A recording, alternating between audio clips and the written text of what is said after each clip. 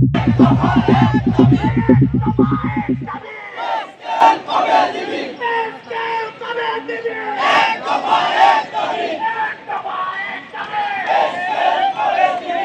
আপনারা দেখছেন এই মুহূর্তে আমরা রয়েছি নির্বাচন ভবনটি যে রয়েছে ঢাকা নির্বাচন ভবনের সামনে রয়েছে আমরা এই মুহূর্তে। এখানে দেখছি যে একটি আন্দোলনকারীরা আন্দোলন করছেন।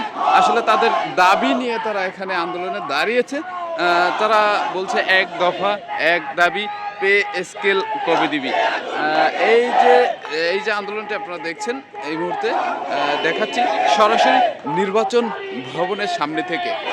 আসন্ন জাতীয় সংসদ নির্বাচন আর মাত্র 8 দিন বাকি। এমতো সময়ে আমরা দেখছি যে এই নির্বাচন ভবনের সামনে করা নিরাপত্তা মোতায়েন করা হয়েছে। এই সাইডের এই রাস্তাগুলো বন্ধ করে দেওয়া হয়েছে। নির্বাচন ভবনের এই সাইডের যে এক ডাবল লাইনের রাস্তা, একটি লাইন বন্ধ করে রাখা হয়েছে। আর যেই লাইনটি খোলা আছে ওই লাইনটিতে আমরা দেখছি আন্দোলনকারীরা আন্দোলন করছে। দর্শক, এই ছিল ঢাকা থেকে সর্বশেষ খবর। সঙ্গে থাকুন আবারও নিত্য নতুন সংবাদ পেতে। RRM TV News 24